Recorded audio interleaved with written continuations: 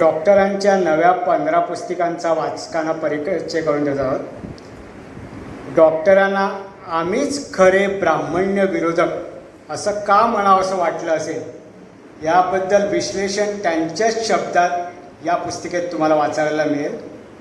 Doctor Dabholkar आणि doctor लागू त्यांची जडणघडण, त्यांच्या पूर्वायुष्यातील महत्त्वाचे काही प्रसंग, अंधश्रद्धा निर्मूलनाच्या कार्यामागील त्यांची प्रेरणा, दाभोलकर कुटुंबियांचं वैशिष्ट्य इत्यादी अनेक विषयावरती निखिल वाघाने त्यांची मुलाखत घेतली होती प्रश्नोत्तर स्वरूपात.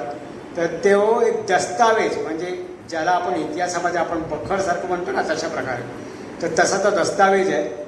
त्यानंतर कर्मकांडांचं मायाजाल या पुस्तिकेमध्ये जातपात, दैवतोपासना, बळी देण्याची पद्धत, मंत्रतंत्र, शकुन, ताईत या साऱ्या गोष्टींचा आणि त्याचबरोबर होणाऱ्या कर्मकांडांचा हे मायाजाल नेमकं काय आहे, याचा उगम काय, यामागील कार्यकारण भाव कोणता इत्यादी गोष्टींचा उहापोह डॉक्टरांनी केला आहे.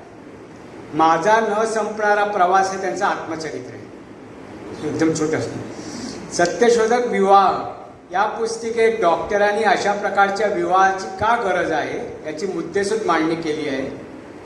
त्यांची मुलाखत त्यावेळेला म्हणजे त्यावेळेला शंकर अभ्यंकर म्हणून एक विद्वान होते, त्यांच्याशी त्यांचा जो वाद प्रतिवाद झाला होता त्या वृत्तांताचं ते संकलन आहे. श्रद्धा अंधश्रद्धा वाद प्रतिवाद या पुस्तिकेमध्ये आहे. प्राध्यापक प. रा. आरडे यांनी संपादित केलं आहे. यांनीच घेतलेली एक दीर्घ मुलाखत आहे विवेक साथी डॉक्टर दाभोलकर, ती यात आहे. डॉक्टर दाभोलकरांच्या मते देवी अंगात येणे वा भूताने झपाटणे हे दोन्ही सारखेच असून त्यांचे मूळ डोंगीपणात शोधता येते. भूताने झपाटणे या पुस्तिकेत डॉक्टरांनी भूत या संकल्पनेचा छानपैकी आढावा घेतला आहे. बुवाबाजीचे घातक जाळे या पुस्तिकेत बुवाबाजी विरुद्धची लढाई दाखवली आहे. डॉक्टरांच्या खेळाचे मानसशास्त्र या पुस्तकाला शरद पवार यांनी प्रस्तावना लिहिली होती आणि गौरवोद्गार काढले होते.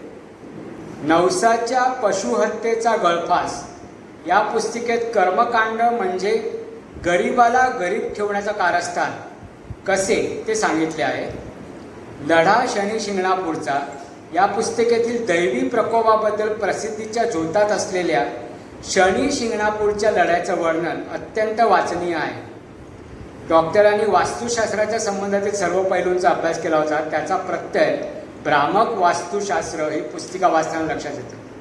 तर ही सगळी 15 पुस्तकं आहेत, त्यांचे स्वतःचे विचार आहेत. तर आम्ही दाभोलकरांचे विचार प्रत्येक घरी पोचले पाहिजेत ही संकल्पना. आता कसं असतं की समजा जर मोठा लेख वगैरे लिहिला किंवा हे केलं तर मुलांना आजकालच्या तरुणांना त्यात इंटरेस्ट नसतो, त्यांना रील्समध्ये इंटरेस्ट. मग रील्ससारखंच एक छोटे पुस्तिका की ज्याच्यामध्ये त्यांचे विचार बरोबर त्या तरुणांपर्यंत पोहोचू शकतील, अशा प्रकारे 15 पुस्तकं आम्ही सादर केली होती.